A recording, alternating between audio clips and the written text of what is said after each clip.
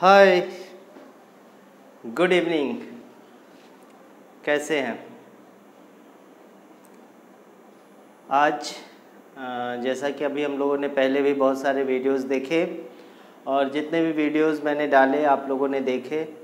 Maximum videos मेरे one shot videos होते हैं और वन शॉट वीडियोस में क्या होता है ये आप अच्छे तरीके से जानते हैं, और अगर नहीं जानते तो मैं थोड़ा सा उसका इंट्रो दे देता हूँ कि वन शॉट वीडियो जो होता है उसमें उस चैप्टर से रिलेटेड फार्मूला पहली चीज़, दूसरी चीज़ कि किस तरीके से हम उसके फार्मूलों को यूज कर सकते हैं, और एक आध क्वेश्चंस कैसे हम उसके टाइप के क्वेश्चंस कितने आते हैं उस टाइप के क्वेश्चंस के बारे में जानकारी करते हैं। ओके बच्चे, देखिए, और इसके अलावा वन शॉट वीडियो में अगर थोड़ा टाइम रहता है तो कुछ क्वेश्चंस भी एक्स्ट्रा करा दिए जाते हैं। तो अभी तक मैंने जो भी आपको वीडियोस दिए होंगे उसमें से मैक्सिमम जो वीडियोस हैं वो वन शॉट वीडियोस हैं। ओके जी, बट कुछ वीडियोस ऐसे होंगे जो एक्सरसाइज वाइज होंगे, चैप्टर के लिए होंगे। तो हर चैप्टर का एक व्यू दिया जाता है, एक ओवरव्यू दिया जाता है वन शॉट वीडियोस में, और उसमें जो है बताया जाता है कि कौन कौन से फार्मूले होते हैं और किस तरीके से उन फार्मूलों को यूज करना और उस पर कैसे क्वेश्चंस आते हैं एक्चुअली, उसके बारे में हमको जानना होता है। ओके जी, तो अभी तक हमने कोऑर्डिनेट ज्योमेट्री पढ़ लिया है, और कोऑर्डिनेट ज्योमेट्री के बारे में मैंने करीब 5-7 वीडियोस, 5 या 6 वीडियोस, तो जहाँ तक मुझे याद है 5-6 वीडियोस मैंने डाले हैं, और ये सब आप लोग देखे भी हैं, और बहुत सारा प्यार मिला है बच्चों से मुझे और बहुत खुशी हुई है। और लेकिन अंत में मैं एक बात ज़रूर कहना चाहूँगा आप लोगों से कि इस बात को ख़त्म करने के लिए अंत की बात कर रहा हूँ मैं, वीडियो को ख़त्म करने की बात नहीं कर रहा हूँ। अभी तो वीडियोज़ में अभी कुछ मैंने बताया ही नहीं। तो वीडियो शुरू करने से पहले, यानी आपका चैप्टर शुरू करने से पहले, मैं अभी ये कहना ज़रूर चाहूँगा कि बहुत सारे बच्चे क्या कर रहे हैं कि वीडियोस खोल रहे हैं, 2 मिनट देख रहे हैं फिर बंद कर दे रहे हैं। मीन्स कि उनको चैप्टर का बेसिक समझ में आ जा रहा है, फिर उन्होंने, तो मेरे कहने का मतलब ये है कि प्लीज़ आप लोग पूरा का पूरा वीडियोस देखें ताकि आपको अंत तक जो भी चीज़ें हैं वो समझ में आए, बेसिकली उस चैप्टर में है क्या, उस वीडियोस में है क्या।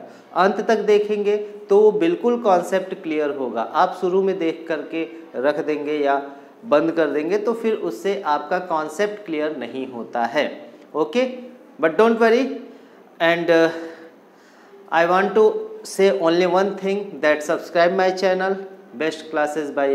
Best maths classes by Umesh sir welcomes to you, all of you, actually, and I want to say other thing, that don't forget hit the like button and share these videos to your friends. Always share these videos to your friend, ताकि उससे जो है आपके दोस्त भी उसका लाभ उठा सके, उसको पढ़ सके और समझ सकें। ओके, देखिए, अभी तक हमने जो पढ़ा और जो भी चीज़ें पढ़ी उस सीरीज़ में हमने बहुत सारे एक्सरसाइज के और बहुत सारे वीडियोस, वन शॉट वीडियोस भी डाला मैंने। अब जो है हम क्लास 10th के लिए, बेसिकली मैं क्लास 10th पे इतना फोकस्ड क्यों हूँ, क्योंकि उनका बोर्ड का एग्ज़ाम है, और 12th के लिए भी फोकस्ड हूँ, बट अभी 12th का जो है सेशन शुरू नहीं हुआ है। 12th का session maybe next week से शुरू होने वाला है। तो जो भी बच्चे इंटरेस्टेड हैं उनके लिए ये बहुत ही अच्छी बात है, उनको खुशखबरी है उनके लिए कि वो निराश ना हो, हताश ना हो। हम आ रहे हैं क्लास 12th के मैथ्स के लिए भी। So don't panic, watch my channel and subscribe my channel, like and share, don't forget it, hit the like button, ये ज़रूरी है। और इसके अलावा हम चलते हैं आज के वीडियोस पे। तो बच्चों, आज हम क्या पढ़ेंगे इसके लिए मैंने सोचा, मैं ऐसे ही बैठा था, मेरे दिमाग में आया कि भाई आज जो है बच्चों को मैं कुछ दूं। तो आज के लिए जो है मैंने एक टॉपिक सोच रखा है जो मोस्टली आपके 10th के बाद 11th में आता है। ठीक है।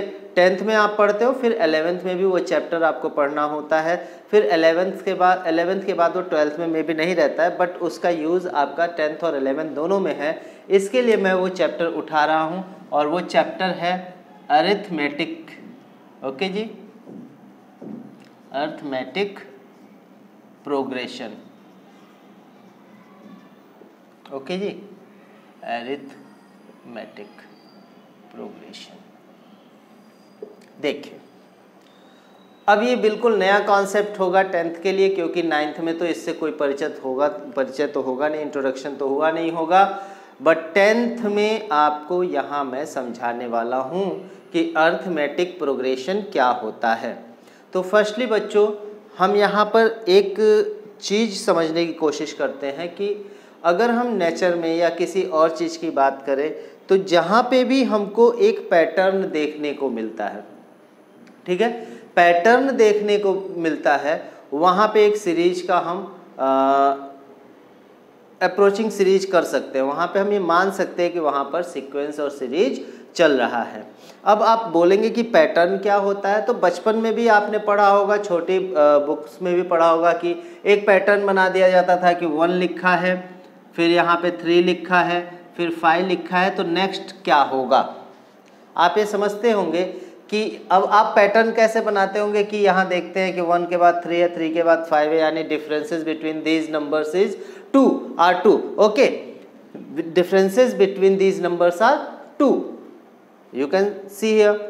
तो अगर 2 का डिफरेंस है, यानी 1 से 2 अधिक 3 है, 3 से 2 अधिक 5 है, 5 से 2 अधिक अगला नंबर होगा 7। इस प्रकार हम फिलअप कर लेते थे, बिल्कुल इजी तरीके से समझ सकते थे कि पैटर्न क्या होता है। अगर पैटर्न पे हम जाते हैं तो पैटर्न के अकॉर्डिंग हमको पूरा नंबर सिस्टम दिखाई देता है, अगर किसी पैटर्न में हम चल रहे हैं तो। ओके, तो इसी तरीके से अगर हम अरिथमेटिक प्रोग्रेशन की बात करें, अरिथमेटिक प्रोग्रेशन में क्या होता है कि एक पैटर्न होता है। जैसे आप समझिए कि जंजीर जो होती है ना, चेन जिसे हम कहते हैं, चेन की हर जो बॉन्डिंग जो होती है, चेन की हर कड़ी जो उसकी होती है वो सेम जुड़ी हुई होती है, और कड़ी से कड़ी जुड़ करके वो पूरा चेन बनता है।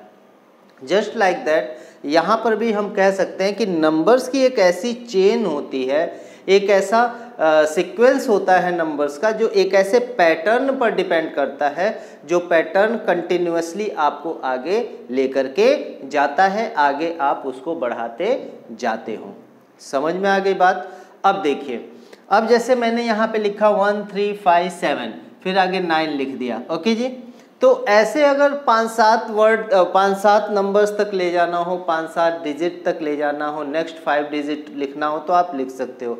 लेकिन जब 100 डिजिट लिखना होगा या 112 डिजिट लिखना होगा, एंड दैट्स टाइम, उस समय पे आपको बहुत प्रॉब्लम होगी।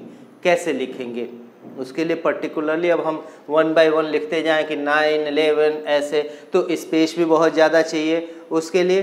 दूसरी चीज़, स्पेस के अलावा आपको जो है टाइम टेकिंग ज़्यादा है, ये बहुत ज़्यादा टाइम लेगा। ओके, तो इसके लिए हमने या हमारे बुक्स में जो है अरिथमेटिक प्रोग्रेशन का एक सिस्टम, एक जो है थियरी दी गई और एक उसका जो है फार्मूला दिया गया, और उसी पे हम उसको लेकर के चलेंगे। चलिए, तो कैसे है वो उसको समझते हैं। जस्ट लाइक इसमें आपको समझना होगा कि जैसे कोई भी पैटर्न आपको दिया हो, ठीक है, तो सबसे पहले आपको देखना है अरिथमेटिक प्रोग्रेशन में क्या होता है कि ये जो डिफरेंस है, ठीक है जी, ये हर जगह इक्वल है, 2 का डिफरेंस है, यानी डिफरेंस को हम बोलते हैं, ये डिफरेंस ही होता है और हर जगह सेम है, तो d बराबर आपका 2 है। ओके जी, और ये जो होता है सीक्वेंस का या सीरीज का जो फर्स्ट नंबर होता है, सीक्वेंस नहीं सीरीज, ओके, अरिथमेटिक प्रोग्रेशन में फर्स्ट नंबर जो होता है उसको हम फर्स्ट टर्म बोलते हैं, फर्स्ट टर्म बोलते हैं। ओके, तो फर्स्ट टर्म ये हो गया, ये आपका डिफरेंस हो गया। सभी टर्म्स के बीच में पर्टिकुलरली जो डिफरेंस आपको देखने को मिल रहा है वो क्या है, 2 है। ओके जी, अब चलिए इसके बाद हम बात करते हैं कि डिफरेंसेस पता चल गए, फर्स्ट टर्म पता चल गया, तो इसमें हम कैसे फार्मूला अप्लाई करेंगे और फार्मूला है क्या एक्चुअली उसके बारे में जान लेते हैं। तो देखिए, अगर आपको किसी भी सीक्वेंस का या किसी भी सीरीज की बात करें तो उसमें वो जो फर्स्ट टर्म होता है उसको T1 मान लीजिए, T2 मान लीजिए, T3 मान लीजिए एंड Tn और Tn-1 और Tn तक जाता है। ठीक है, Tn-1 और Tn तक जाता है। हम ये मानते हैं कि nth टर्म तक ये जा रहा है। ओके जी, तो यहाँ पे जो T1 होता है और T2 होता है, ये हमेशा ध्यान रखना कि जो सार्वअंतर होता है वो T2 माइनस T1 के बराबर होता है।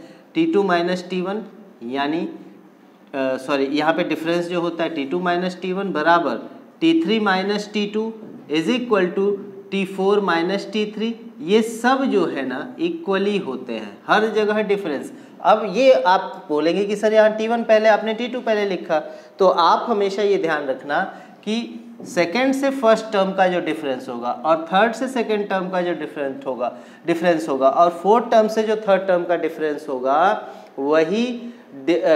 वही जो है आपका D की जगह पे यूज किया जाएगा। यानी वो इक्वल डिफरेंस होना चाहिए। इक्वली डिफरेंस जब आपको नंबर्स मिलते हैं तो वो जो इक्वल डिफरेंस होता है उसको एज D, उसकी वैल्यू को आप पुट करते हो किसमें, जो आप फार्मूला यूज करने वाले हो उसमें। उसके बाद Tn का क्या होता है, Tn आपको लास्ट में देखने को मिल रहा है कि Tn है, तो एक्चुअली जो जनरल टर्म होता है, जैसे आपको कोई नंबर दे दिया और Tn टर्म्स निकालना है, तो Tn टर्म, अब ये T1 को हम A से भी डिनोट करते हैं, यानी आपका जो T1 बराबर होता है वो तो A होता है, ये ध्यान रखिएगा। अब सेकेंड टर्म क्या होगा कि फर्स्ट टर्म में हम D को ऐड करेंगे तो सेकेंड टर्म होगा, यानी T2 बराबर A प्लस D होगा। T3 बराबर क्या होगा, A प्लस 2D होगा, यानी first term, second term, third term मिल गया। अब आप ये देख रहे हो कि ये 2D मिल रहा है, यानी अगर आप यहाँ पे Tn तक जाते हो, समझिएगा T3 में A प्लस 2D है तो Tn में क्या हो जाएगा, A plus n minus 1 into D। ये n माइनस 1 क्या हो गया, क्योंकि आप देख रहे हो कि यहाँ पे 3 है तो यहाँ पे 2 है, यानी यहाँ पे n है तो उससे एक नंबर कम यहाँ पे आपका आता है, तो आपका वो उस नंबर का टर्म बन जाता है, यानी a plus n minus 1 into D। अब देखिए समझ में आ गया बच्चों, और यही फार्मूला आपको जनरल टर्म के लिए यूज करना है, यही फार्मूला यूज करना है, और इसी फार्मूले से आप क्वेश्चन को सॉल्व करेंगे वेरी इजी तरीके से, बहुत इजी तरीके से इसी फार्मूले से आप क्वेश्चन सॉल्व कर सकते हो। ठीक है बच्चा, लो देखिए Tn बराबर क्या होता है, A plus n minus 1 into D होता है, ये ध्यान रखना, और यही मेन फार्मूला है आपका जनरल टर्म के लिए, और इसी से आपको आगे क्वेश्चन सॉल्व करना है। कैसे करेंगे वो भी देख लीजिए, अभी मैं उसको बता देता हूँ। अगर समझ में आ गया बच्चे लोग तो please hit the like button and subscribe my channel. जो नए लोग आ रहे हैं, जो नए लोग मेरे वीडियोस देख रहे हैं, जिनके पास पहुंच रहा है, तो प्लीज़ मैं आपसे यही बोलूँगा कि मेरे चैनल्स को सब्सक्राइब जरूर करें, तभी आपको अच्छे से अच्छा वीडियोस मिलेगा और अच्छे से अच्छे आप जो है अपनी पढ़ाई को और डेवलप्ड कर पाएंगे और मोटिवेट कर पाएंगे मेरे पढ़ाए हुए मैथ से। ठीक है जी, ओके, चलिए ये तो समझ में आ गया कि Tn इज इक्वल टू आपका A plus n minus 1 into D होता है। अब मन में ये क्वेश्चन अराइज होगा कि सर इसका यूज कहाँ करना है, जरा वो भी बता दीजिए। तो देखो यूज कैसे करना है, चलिए अब देखिए क्या करना है अपने को। Tn इज इक्वल टू हमने लिखा A plus n minus 1 into D। n क्या है, नंबर ऑफ टर्म्स है, नंबर ऑफ टर्म्स है। नंबर ऑफ टर्म्स का मतलब क्या होता है कि आपको अगर कोई सीक्वेंस दिया है, जैसे मान लो 2, 4, 6, 8 एंड सो ऑन, आपको दिया हुआ है नंबर ऑफ टर्म अगर दे दे 70th टर्म आपको फाइंड करना है।